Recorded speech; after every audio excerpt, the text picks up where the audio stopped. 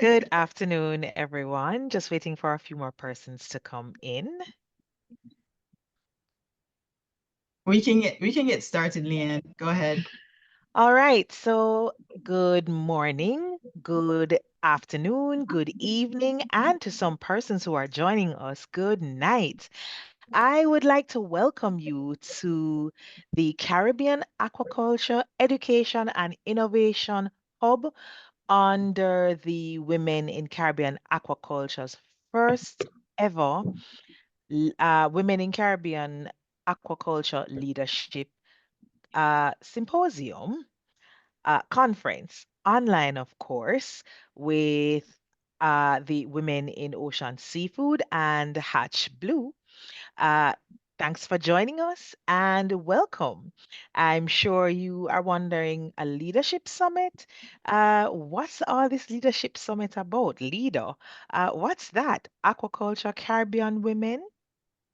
Well, you're here today and you'll find out what that is.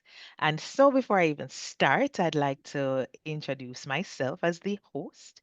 My name is Leanne Morris Bennett, and I am your esteemed host, along with our founder and CEO of what I would dub K, Dr. Julianne Rousseau. I have here also with me Marianne Vargas, as well as Sherell Bernard, who happens to be our presenting individual today. So, just before we get things started, I would love to just give you a little bit of information and background on the Caribbean Aquaculture Education and Innovation Hub and what we do and who we are. So, as well. I just do a few housekeeping rules. So the Caribbean Aquaculture Education and Innovation Hub is a networking platform that really started in 2022 when a group of women, Caribbean women who were involved in aquaculture under the leadership of our founder and CEO, Dr. Julianne Rousseau. She came together with those who she found, and we began to have the conversation about Caribbean aquaculture. What is it, who we are, and how it is that we can be of better service. And so, with this conversation being started by Dr. Julianne Rousseau in 2022, we've met, we've had quite a few network meetings, as well as had some free trainings, including introducing persons around the world to Caribbean aquaculture and what it is. And of course, by 2023, we were officially uh, a, a non-profit entity. We have since been forging ahead, informing the Caribbean, informing the world, sorry, about Caribbean aquaculture and how is it that we can get more persons involved, collect the group of individuals who are trained aquaculture scientists on different spectrums of the industry. Particularly, we want to speak to our women within the Caribbean or women who are involved in aquaculture. We have a very high percentage of women who have graduate degrees, who were a part of the education and information sessions for Caribbean aquaculture. They are involved in research, they are involved in every aspect, extension services, as well as leadership.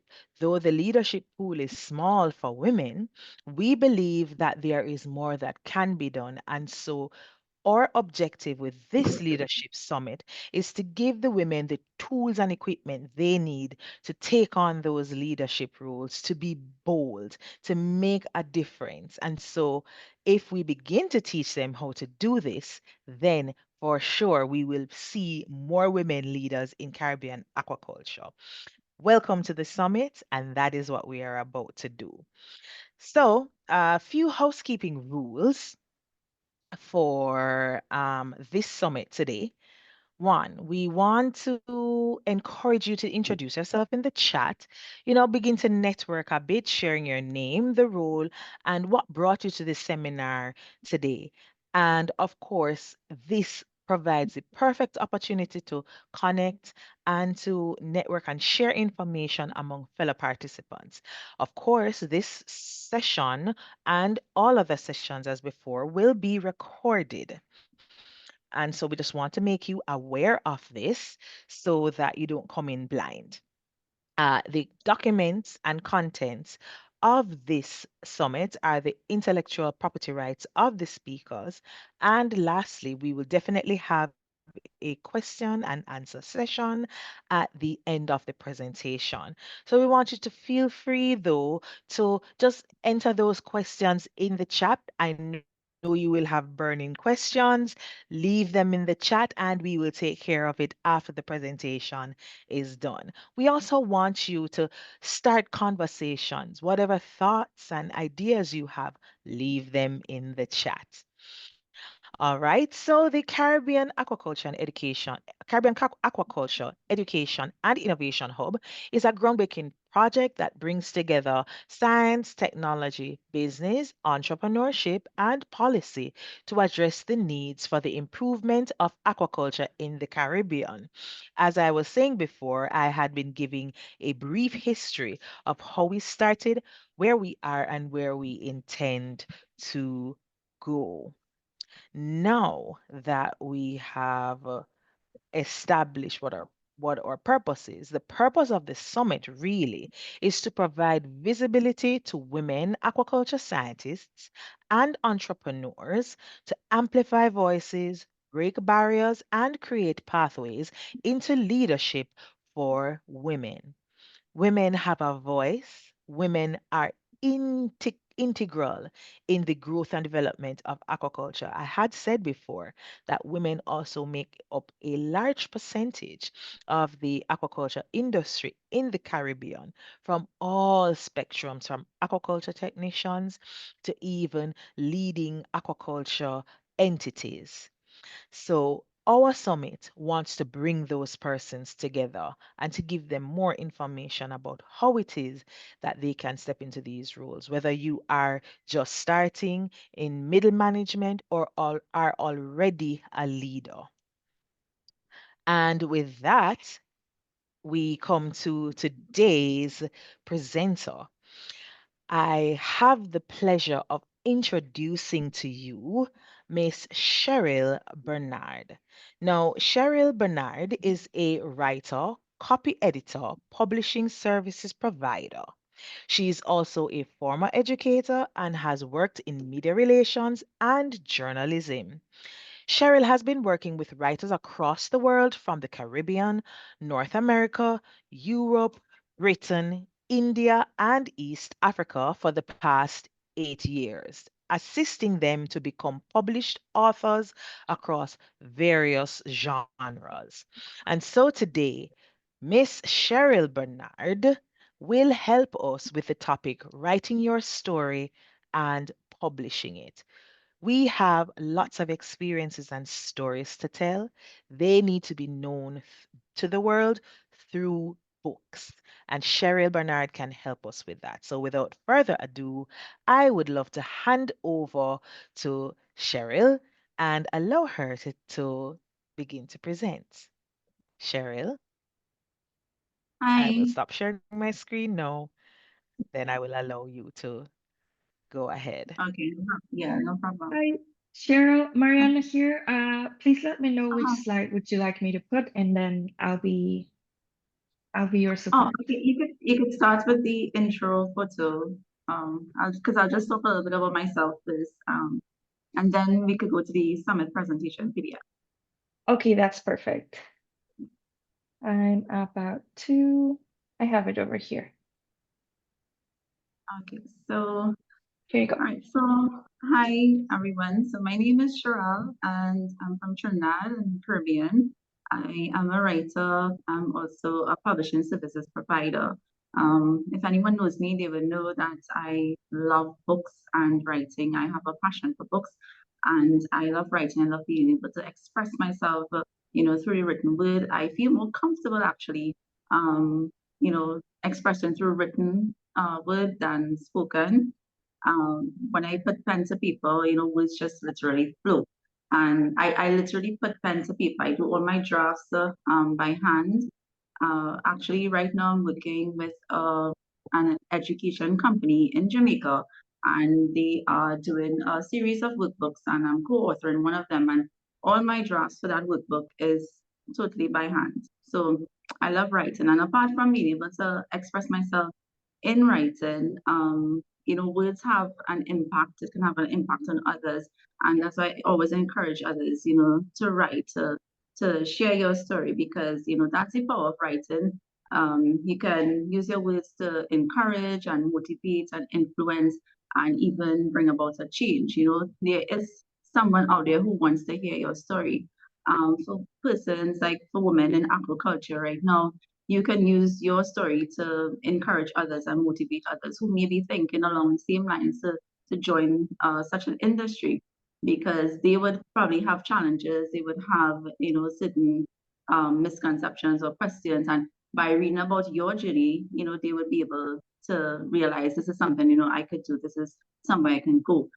Even for the theme of this summit, empowering women, that's something your words can do as well. It can empower women, it can empower others to do what you are doing. So your story needs to be heard. And of course, that is through writing and books. Um, for me, I have always wanted to be a writer, but I haven't always been a writer. My first job was actually in accounting. So that's far from writing. And then I went on to teaching. I taught for 5 years at a private school in our capital city. During that time, I had to move, and it took me further east from the capital, so it was really hard to be commuting back and forth. And I told my husband, I was like, I'm so tired, because I had three children at that time, three young daughters, and it was a lot for me to be, back and forth commuting and then coming home. Sometimes I'm so tired, I don't get that time to spend with them. So my husband gave me idea. He's like, well, why don't you have your own school? And I thought, I don't know if I could do that. But I approached the local Ministry of Education here, and soon enough, I was able to do that. I was able to have a school. It was a small school next to my home, and it started off with weekend and after school classes and holiday camps and those kind of things. And eventually, I developed a reputation of being that teacher who would give personalized attention to children, and to children's various learning needs and their individual learning challenges and those kind of things. So parents started approaching me, telling me, okay, they want to take their child out of public school and for me to teach them full time. So I ended up having a full time school. And I did this for 6 more years. During that time, I did journalism as well. I would freelance through a local media house and do cover like events for the Ministry of Trade and Agriculture and the Cocoa Development Company. And I would do their press releases. But I still didn't get into writing as yet. And it's my husband, he came and he told me one day, he's like, didn't you want to be a writer? I was like, yeah, but that's it's on the back burner now. I don't think I could do that now. But he encouraged me to do it, and I did. And I published my first book, which was a novella, and I wrote it under a pen name. I was a little bit afraid to write a book under my name for persons to know, okay, that Sherell Bernard wrote this. So I chose to use a pen name at that time. And this book got so many good reviews. Name of the book is Sansa Spa. I used the pen name Kimberly Carr. And this book, it got a great editorial review from Caribbean Beat, and they featured it in their magazine. And from that, I got a little more brave, and I was able to publish a book under my own name, Sherell Bernard, which is That Sum of 88. There on the screen, I just shared some pictures of me, of course, with books. I love books. I did some book readings as well at when we had Carrie Festa. This picture here, those books there are books that I would have published over last couple of years or so, and some of them I didn't actually publish them, but I provided the services that authors would have need to publish. And each of these books are self-published books. That's something I advocate for authors to do. To get from draft to publication, it's always good to self-publish. You get there faster. You get there much faster. And if you look there, you'll see a book, The Color Wheel of My Dreams. That's actually Julianne's book. It's a poetry memoir, which I found so interesting and so unique. And it's something that you could really take a look at. It's beautiful. The poems are beautiful, and her artwork as well is really beautiful. And of course, as I said, these books are self-published. And that is something that I wanted to share today with you about self-publishing and why it's, the advantage of it to help. Maybe you could share that side, Mariana, the PDF. The PDF. Yes, I think I got it. This No, is the it. next one, the summit presentation. Oh, yes, Yeah. absolutely. Right. See, So, I'm opening it up. yeah, no problem.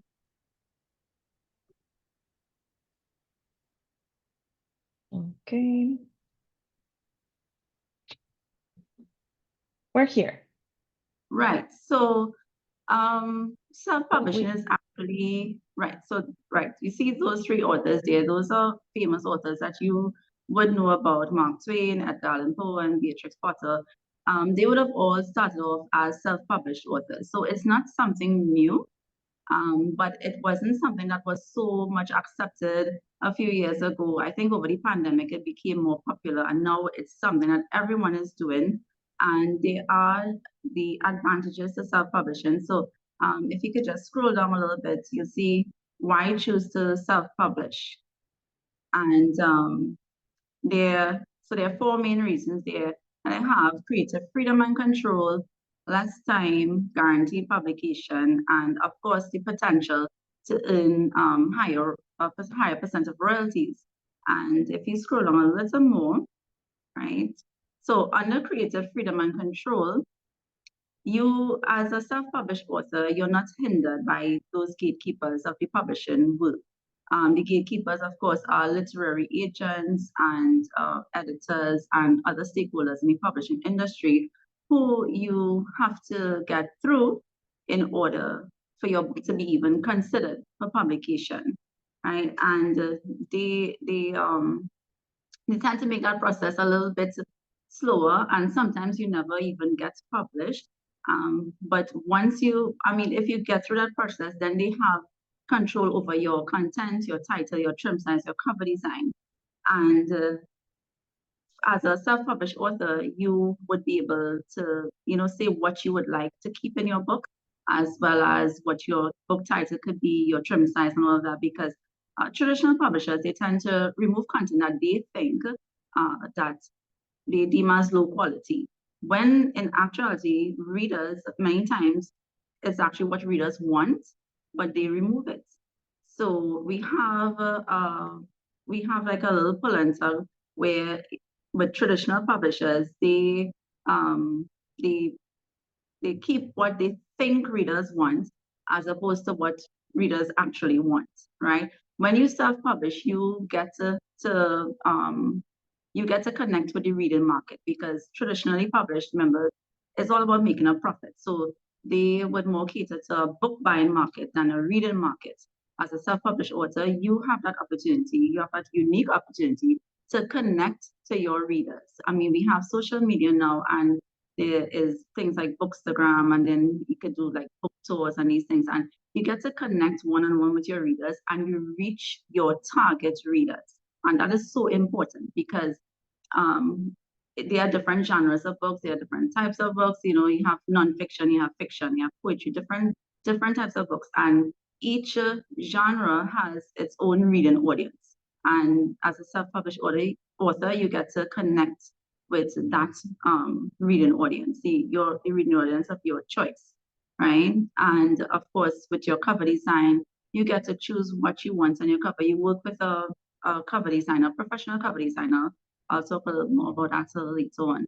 And you get to have a say in everything that happens with your book, right? If you scroll down a little more, Mariana, so this part is about less time. So you don't waste time when you self-publish. You can jump from your completed manuscript to publication, right? Of course, in between there's editing, there's revisions, and um, creating covers and all of that, book formatting. But there is no one there in the middle. You scroll down a little more because it kind of connects to this other point of guaranteed publication. You don't have to query. You can just scroll down a little more, Mariana. There's you a guaranteed publication.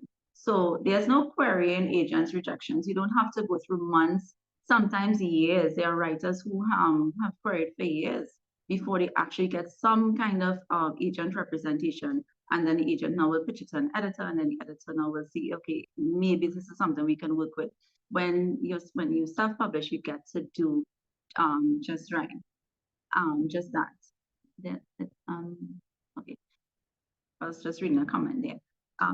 For example, we all know J.K. Rowling. She's the author of the Harry Potter series, and she would have gone through 12 rejections by 12 publishers before she was actually able to get published.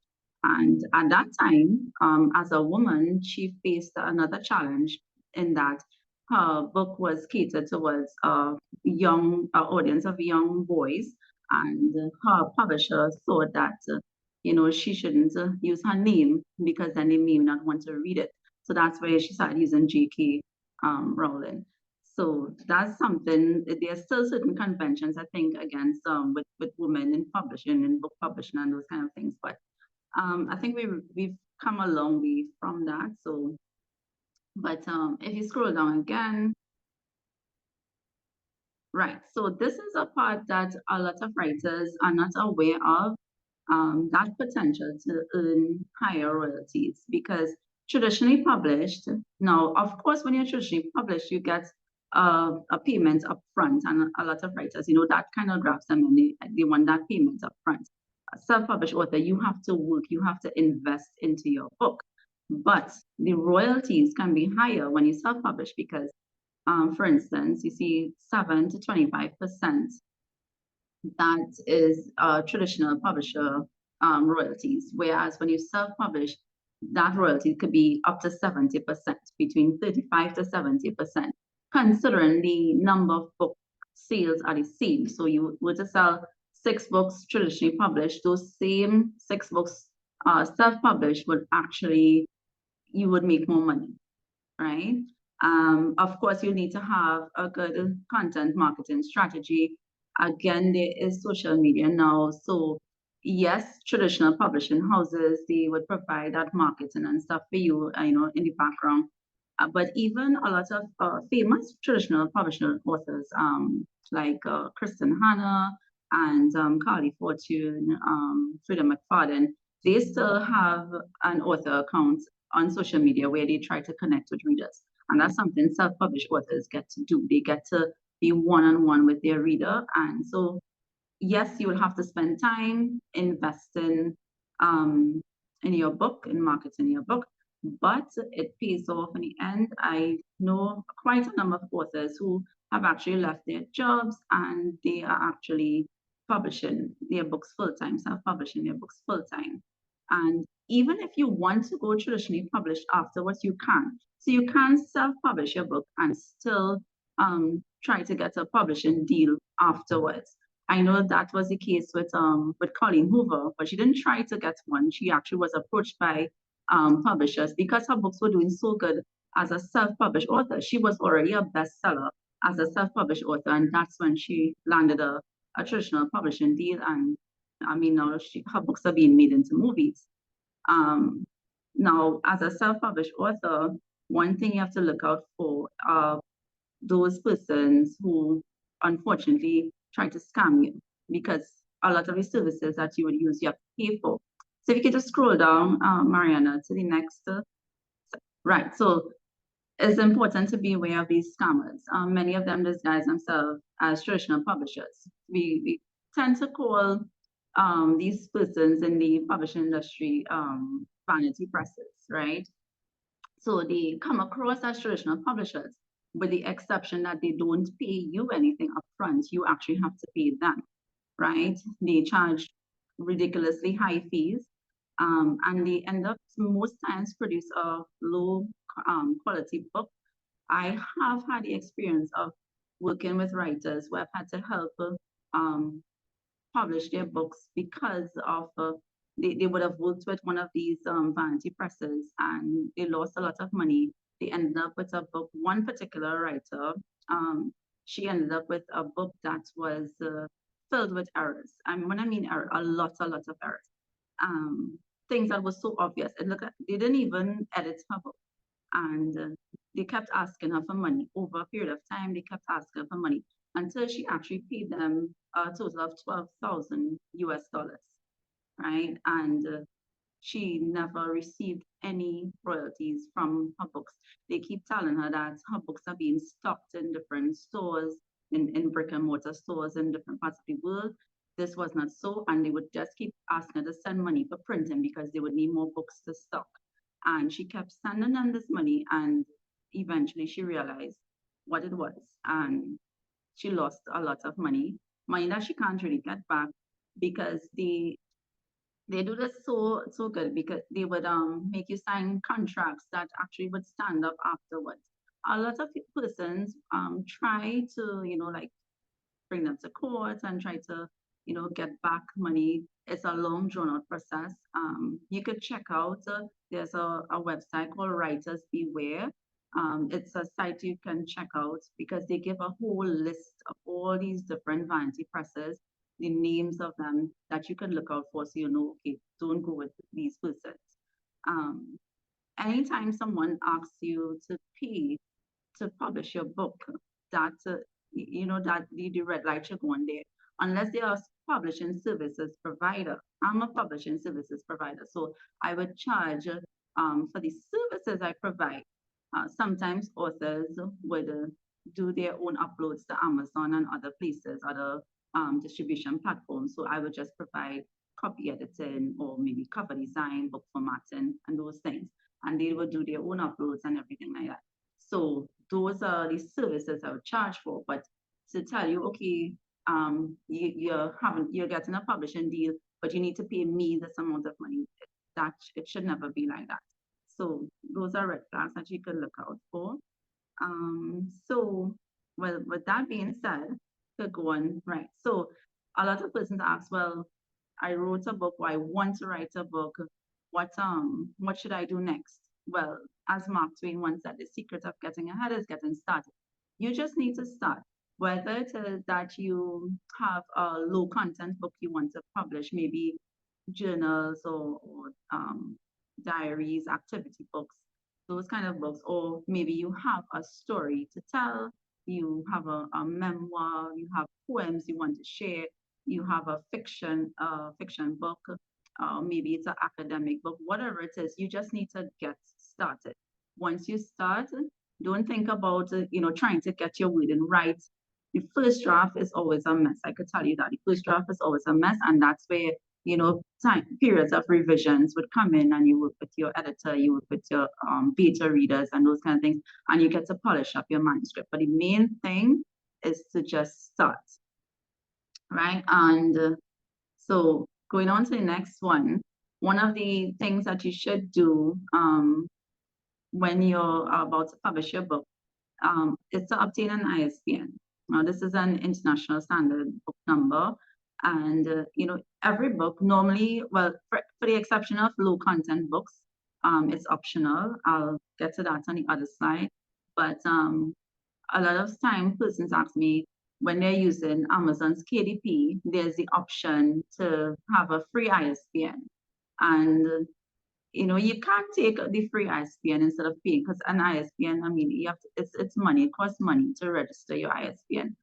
But with the KDP's free ISBN, your imprint comes out as independently published. And I think when you purchase your own ISBN and you have like a publisher name there in your book details, it lends a little more credibility to your book than just being independently published.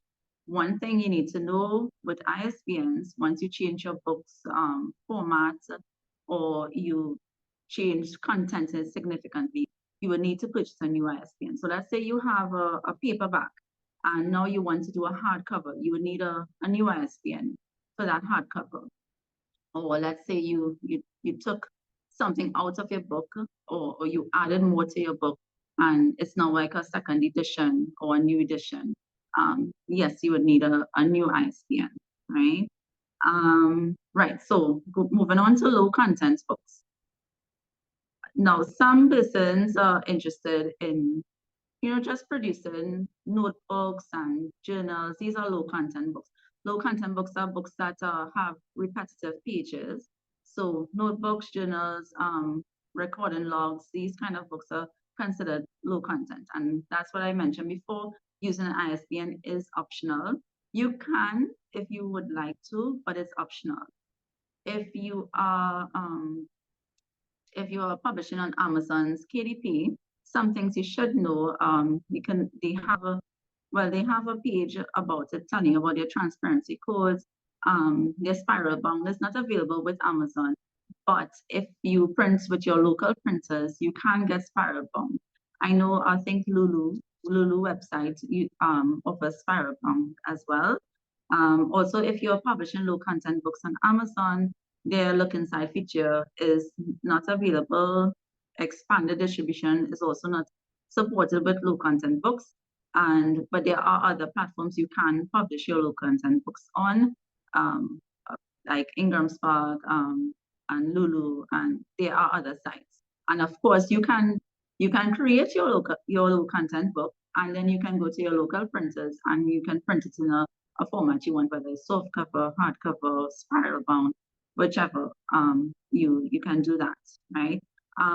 So for those of you who may more be interested in publishing novels, memoirs, poetry, and nonfiction books, that's the next slide.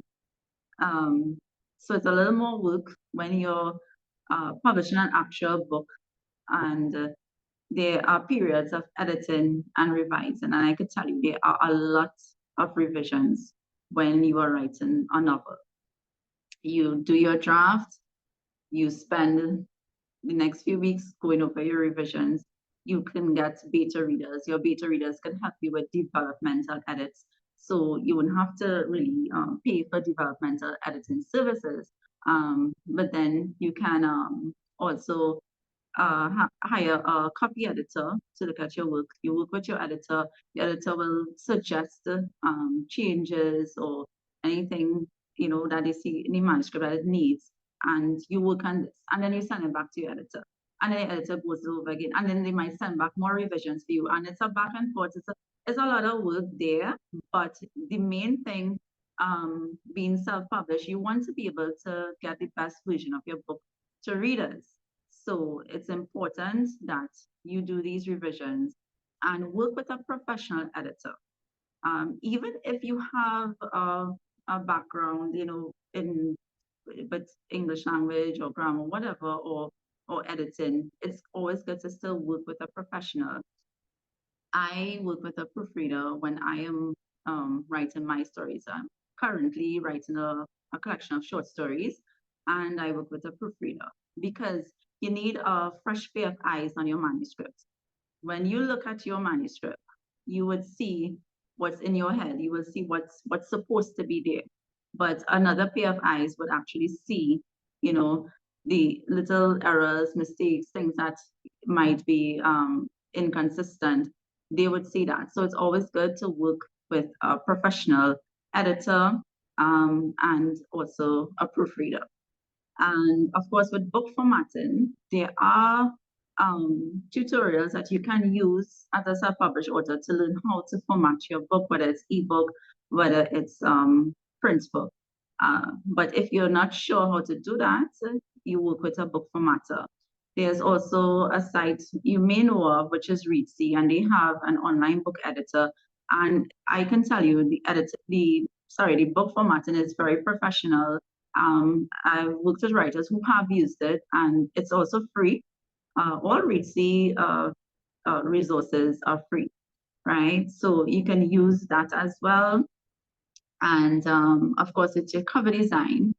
You know, we always hear that saying, don't judge a book by its cover, but I mean, that's what we tend to do. You're scrolling through Amazon, you're looking for a book, so, you know, you stop, and because what?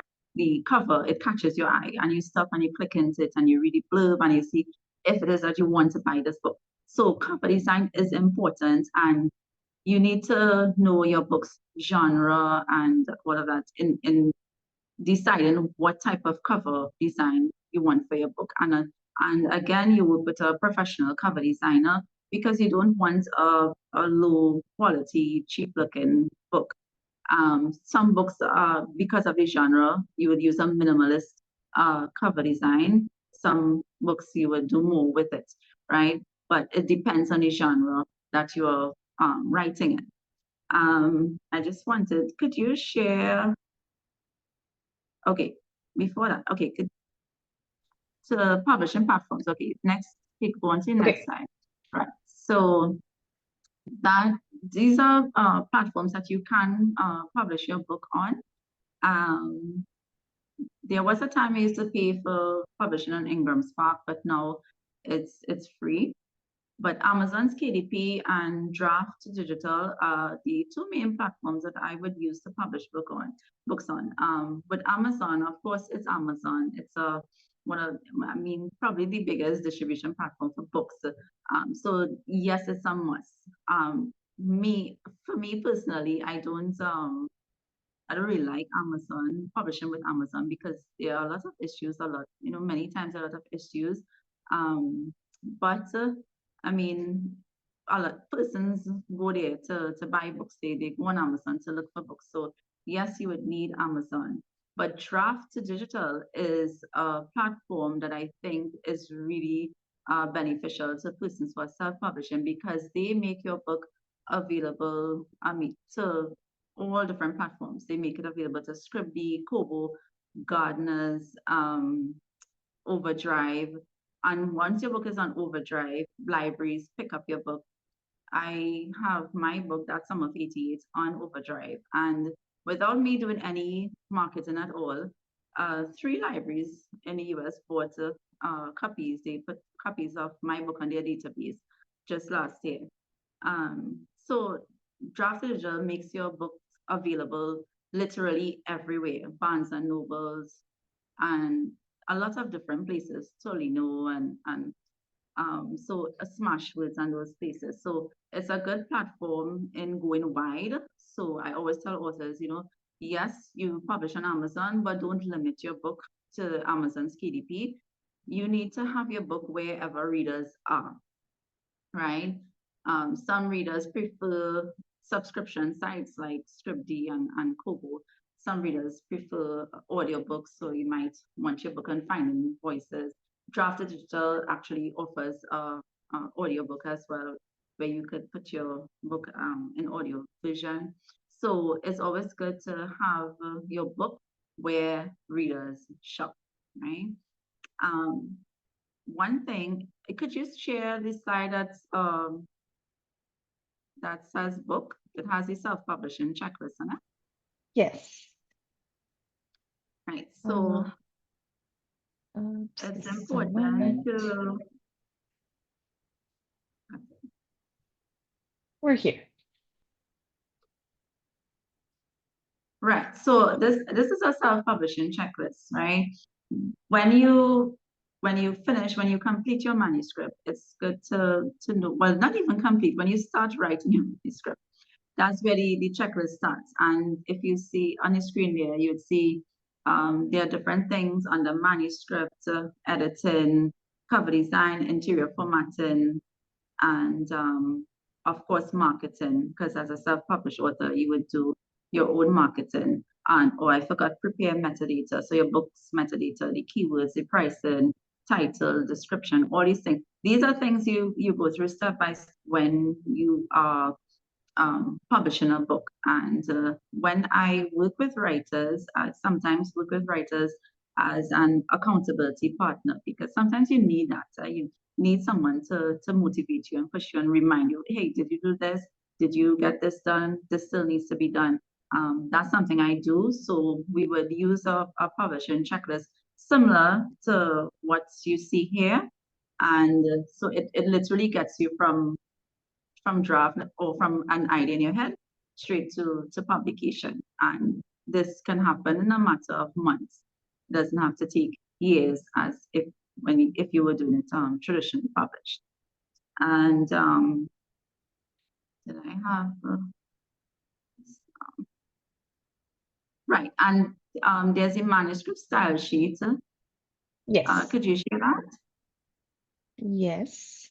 In a moment. Manuscript style template, right?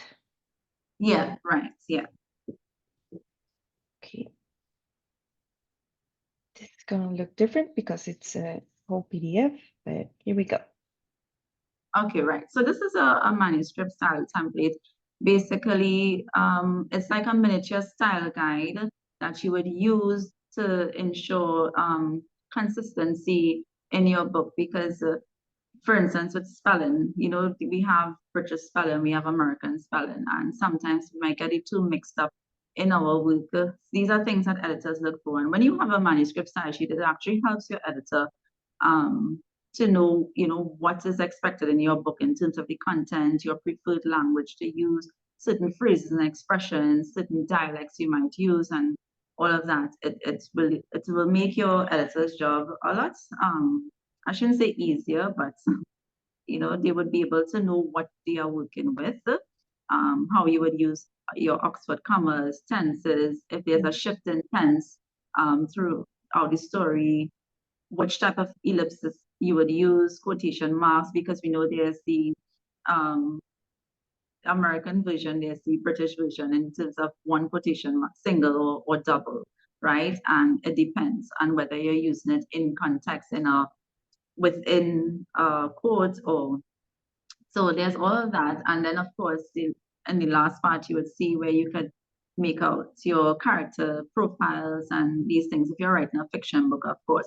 And the thing with this manuscript style sheet, when I give it to persons, I send it to persons, I send it as a Word document, so it can be edited and used as you go along to suit your writing style. So that's what it shows. It shows your preferred writing style.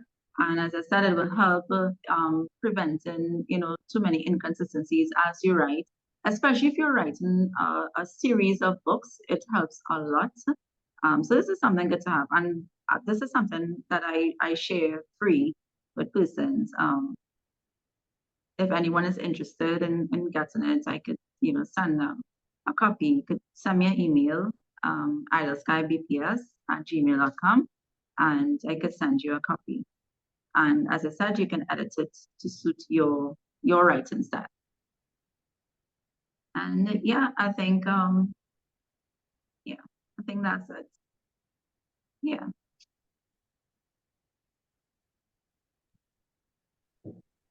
So yeah. No, man, go ahead. You have anything else to share with us, No, Sherell? I was just going to ask if anyone had any questions. Oh yeah, sure. Go ahead. I have a question. Can you share a little bit about writing routines? I think for me, it's a little difficult to get organized and scheduling the writing, you know, with all the other responsibilities, other work and all those things. Like, what would be, I don't know if you have some tips or how to even like organize so you make sure that space is there, because if you don't carve out that space, it's not going to happen. But I'm having that is so true. Sherell, you know I battle with that because I'm on my second and it's been like the hardest thing to try to get the hours in to finish. Yeah. So I'm just curious to hear how professionals professional writers like you. I'm not a professional writer, although I have some experience. How do you, if you want to share your personal or what you hear among professional writers, what are like typical things they do? Like where do they go? Things like that. Very practical stuff. But one of the things I advise authors to do is to join a writing community. When I was writing my book, That Summer of '88, I joined a writing community. Other writers tend to they tend to keep you motivated and help you to get, you know, whatever it is you set out to do, your goals, your writing goals. So we had like different things like writing prompts to use. Every day there was something. But the thing about this, you don't have to devote hours of your day to writing, especially if you have a busy schedule. What you can do, I tell persons, if you can devote at least 15 minutes a day to writing, that could actually help you get going. And to me, once you start that, because that's something I would do. I am busy like all the time, but devoting that 15 minutes a day, it makes a big difference. And of course, having giving yourself a timeline and a deadline would help, because then you have something to work towards, right? So you can say, okay, tomorrow for the 15 minutes, I'm going to do research. And next day, for that 15 minutes, I'm going to write about my research. So just setting aside that time, and you wouldn't believe that doing that, you would see progress in your writing. It may not be you know, within days, you would have like a whole manuscript written, or in weeks you have a whole manuscript written, but at least you would have started. And that's the main thing, to get started. And as I said, join a writing community, it really, really helps. That's something that I actually wanted to organize again, because I thought it was a good way. Right, other writers tend to be your cheerleaders, and they keep you, you know, they keep you going, because sometimes they would message you and say, hey, did you get this done? Did you get that done? And you would be able to tell them, okay, no, I'm getting trouble with this. I remember I was having trouble with researching small towns in the 80s and 1980s, because that's where my book was set.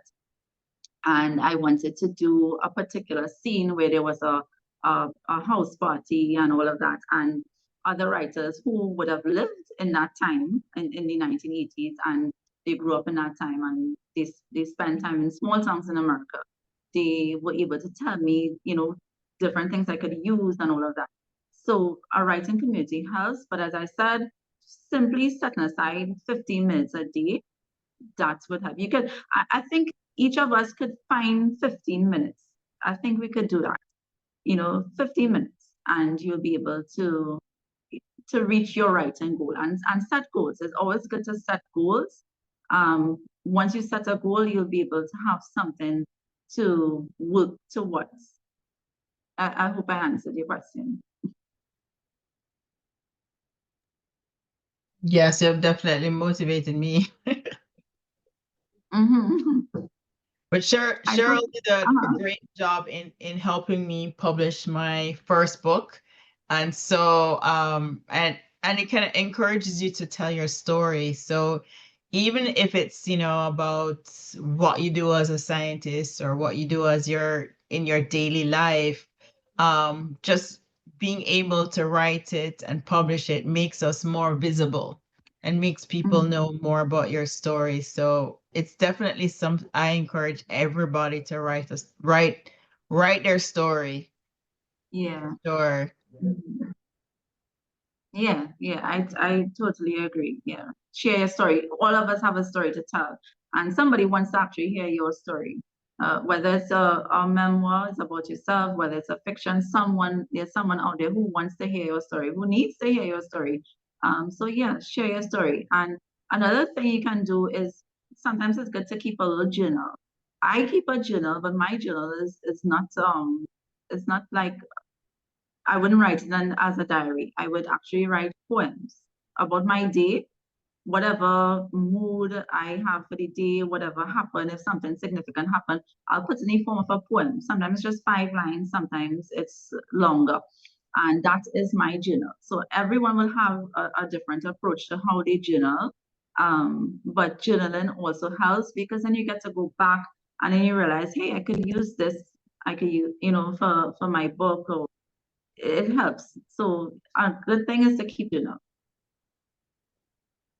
Boy, you know, they have this thing where they say when you speak it into being, it happens. It was just yesterday that my mom said to me, Boy, Leanne, you know, you need to write a book. And I'm like, no. And here comes Cheryl giving us excellent tips on how to write a book. So I guess I have no excuse now. Yeah, just right. Yeah, just right. Yeah. But God is good. God is There's prayer. one more question with the Um, Amazon. I would love to get off of Amazon. So, but you listed a lot of other publishers. Can yeah, you do all yeah. of them at the same time? Right. So when you publish through draft to digital, your book goes to all those publishing platforms, and there are many more than what I would have mentioned. But they make your book available. I actually prefer draft to digital than Amazon KDP, and even on draft to digital, you have the option you can have your book up on Amazon. So but from their platform. So it will be on Amazon, but you don't have to go through all the issues of Amazon KDP. You know, when you're uploading, they find problems with your margins, with certain things with your cover, and it's a long process with Amazon's KDP. I mean, sometimes it goes seamless and nothing, no trouble, but then sometimes there's trouble. So Draft Digital is a platform that I would recommend if you want your book to go wide, to distribute wide to a wider audience. Yeah, definitely Draft Digital. And just one more question before we go. How do you find a writing community? I joined an incubator, which is good, but I had to pay a registration fee. Oh, but you would actually, there are writing communities right there. If you're on Instagram, there are so many writing communities you can join. Just connecting with writers. So you don't have to go to like an official writing community, but connecting with other writers on social media, you get to form that community, and from that you get the support from those other writers. But I could say that writing, I wanted to form a writing community, one that, where we would be just not just on social media, but where we could probably have like a WhatsApp chat as well. And every morning we can do some kind of writing, whether like a little prompt, a little one word thing, something, but it's just to help writers motivated. And that, of course, would be free. You wouldn't have to pay, but it's just to be able to keep each other motivated. Persons can share their work, with others, and we can provide constructive criticism and those kind of things. And all of this support it will be free. It's just to be part of that writing community and support each other. Leanne, you're muted.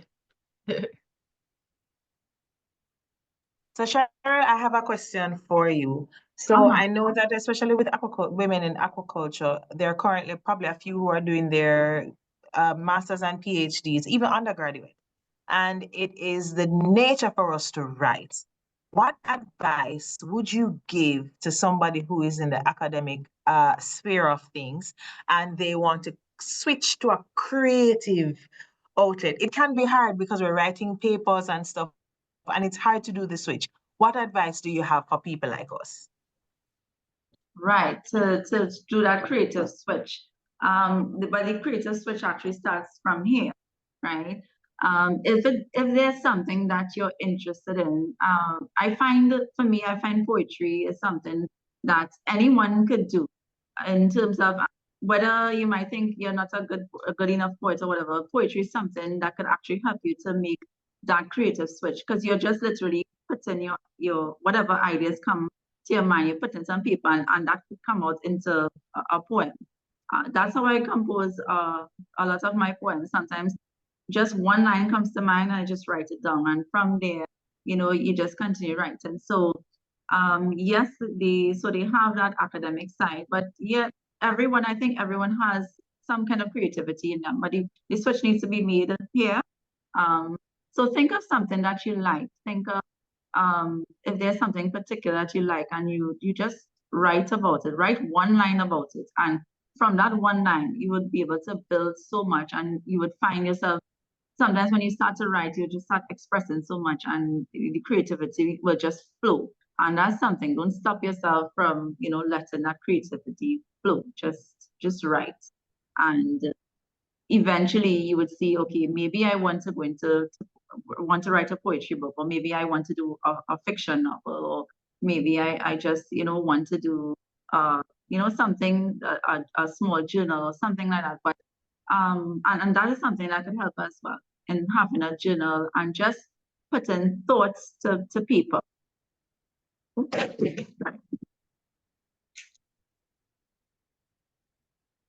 Can I share something related to that question?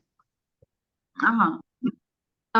For me, I'm in a writer's incubator to write a children's book, and I don't write a children's book. So what I did was go to a library, and I started doing research and looking at children's stories, illustrations of children's books, to how they did it, and to get inspiration from those authors, and also looking at like authors that are whose children's books have lasted their that have tested the test of time. Sorry, my words are not coming out. But and what makes those books, those stories, last for years and years, and are wildly popular. Mm-hmm, mm-hmm. That is really good. That is really good, actually. Yeah, I tell a person that if you want to be, a good writer, be a reader too. Read books, read across different genres, or read the genre that you're interested in, and you get ideas, you get inspiration. So yeah, I agree with that. Yeah, this is a perfect time for reading. I have reduced my social media a lot, and I have scheduled the time in for reading. And it really helps a lot. So for sure. Yeah, it does. I agree. I definitely agree. Well, I'm wondering, are there any more questions at all from any more online? Just would No. love to check the chat before we decide to bring things to a close. Anybody else has any questions? Sherell, this has been amazing. Yeah. Oh, thank you so much. I'm so excited to be here. Really, really You excited. always motivate me. I'm like, I wish I could work full time. Yeah. Yeah. Yes, thank you so much, Sherell, for your insight. So just to wrap things up a bit, and to summarize, things that stuck out to me in this talk were that the quote that you said, words have an impact on others. Someone wants to hear your story, and your story needs to be heard. You've given us tips on self-publishing, the benefits, which include freedom over content, freedom of time, how we can connect one-on-one and to get or to our target reader if we self-publish.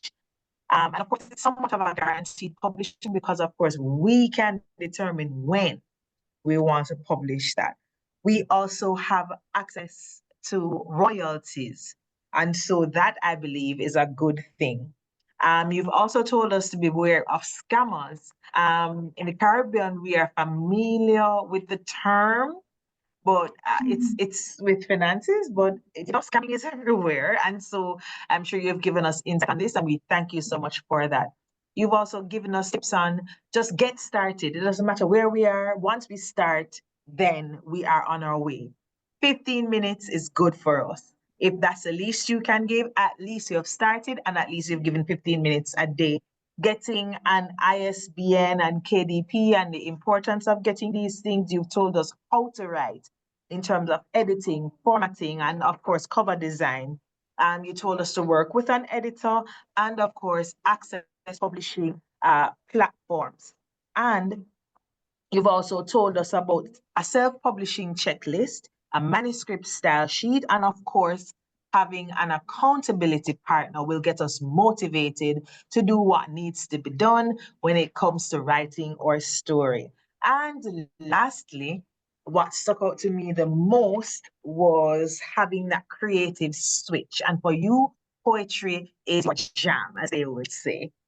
So, with without further ado, I'd like to say thank you so much, Sherell, for your insightful information on how to get us writing, just to start, just to get things together. And I'm sure everyone here is eager to start their own book. I'm going to put it out there. All of us have the tools and equipments needed to write about our journey in aquaculture, whether from a poetic perspective or a high quality book, or to just do a journal with some fish in it. You never know what can happen. Um, yeah, and so I know Dr. Julian Rousseau, thank you so much for hosting this summit.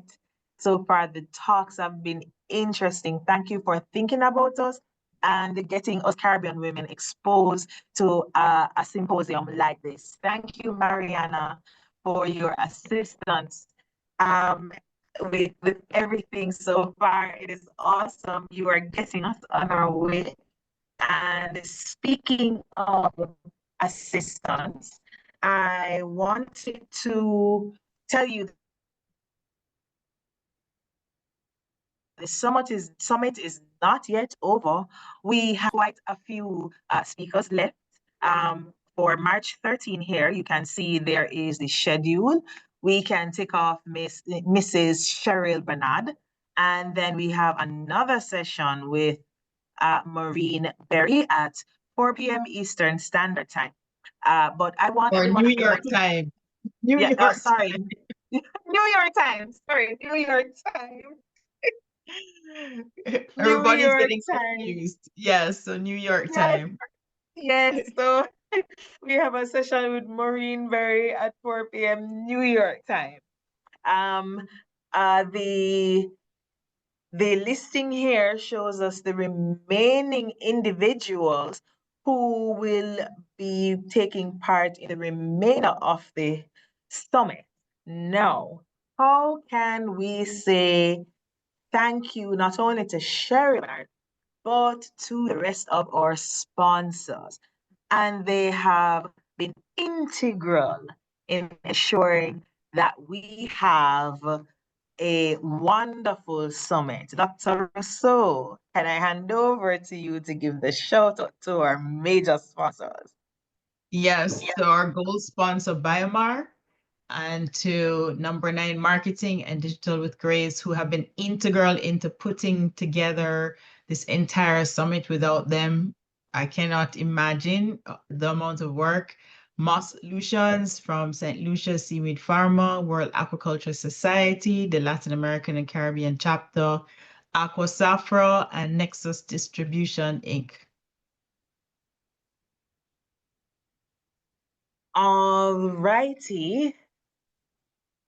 And so we'd like to say thank you to each and every one of our sponsors who have made this possible. Now, with that, I believe that we have come to the end of our summit for this segment.